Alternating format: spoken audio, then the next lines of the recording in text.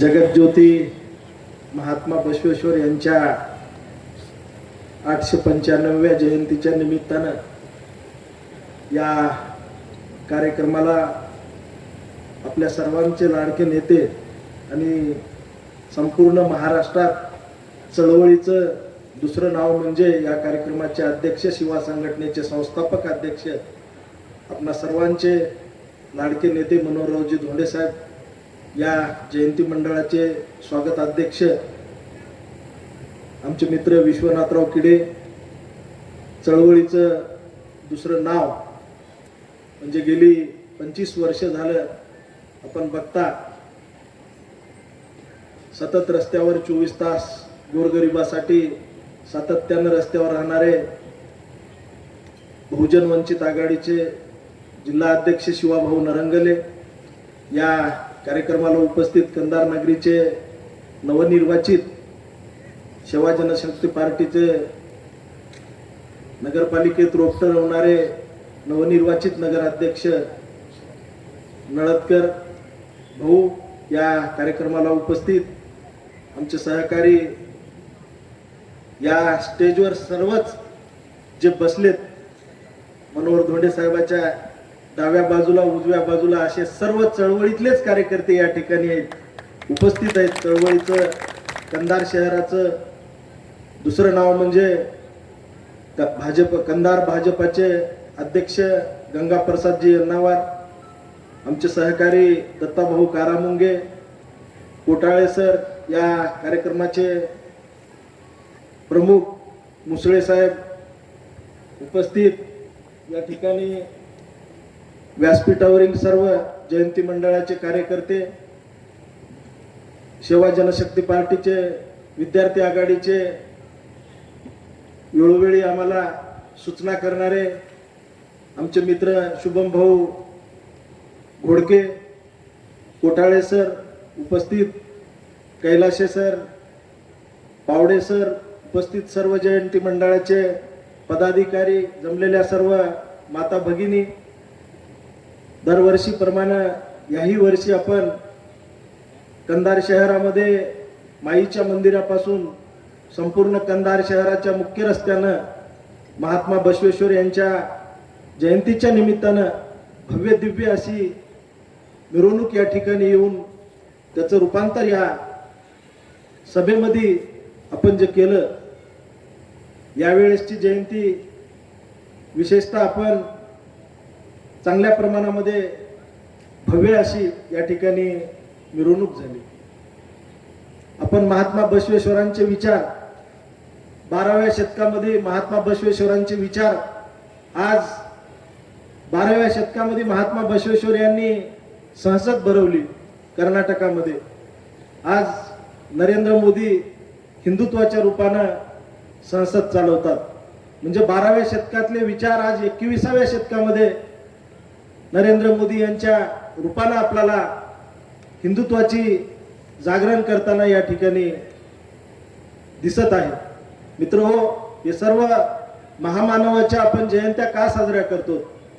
महात्मा बसवेश्वर असतील, छत्रपती शिवाजी महाराज असतील, डॉक्टर बाबासाहेब आंबेडकर असतील, अहिल्यादेवी होळकर असतील, आपण अण्णाभाऊ साठे असतील, या महामानवाच्या जयंत्या साजऱ्या करण्यामागचा उद्देश म्हणजे या महामानवांनी जे परिश्रम घेतले आपल्यासाठी आणि मानव म्हणून जगण्यासाठी जे दिशा दिली, म्हणून आपण या महामानवांच्या जयंत्या साजऱ्या करतो. महात्मा बसवेश्वरांचे विचार दत्ताभाऊंनी म्हणून दाखवले की गत 25 वर्षापासून महात्मा बसवेश्वरांचे विचार शिवा संघटनेच्या माध्यमातून 30 वर्षामध्ये जगभरामध्ये नाव पसरवण्याचं काम आदरणीय मनोहररावजी धोंडे साहेबांच्या माध्यमातून संपूर्ण जगभरामध्ये ही जयंतीच्या माध्यमातून विचार धोंडे सरांच्या माध्यमातून आज तळागाळापर्यंत पोहोचलेले आहेत. आम्ही बी आमच्या गावामध्ये 5-7 वर्ष झालं, 8-10 वर्ष झालं जयंती साजरी करतो.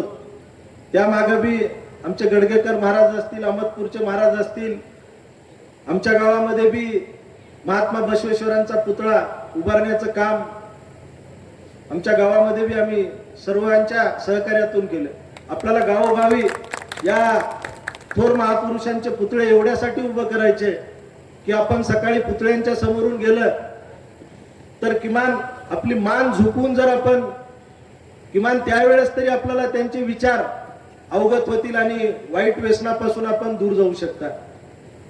मला या ठिकाणी प्रस्ताविकेमध्ये शुभम भाऊनं सांगितले की मनोहर धोंडे साहेबाच्या पाठीमागं का उभं राहायचे आपल्याला. आज आपल्या तालुक्याला मनोहर धोंडे साहेबासारख्यांची गरज का आहे. चळवळीचं दुसरं नाव म्हणजे मनोहरराव धोंडे, पंडाचं नाव म्हणजे मनोहरराव धोंडे.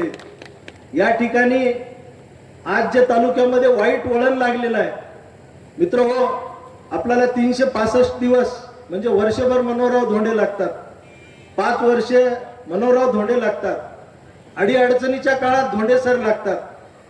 मग ज्या वेळेस धोंडे सर रस्त्यावर उतरतात त्यावेळेस आपण कुठेही मनामध्ये संकोच ठेवू नये.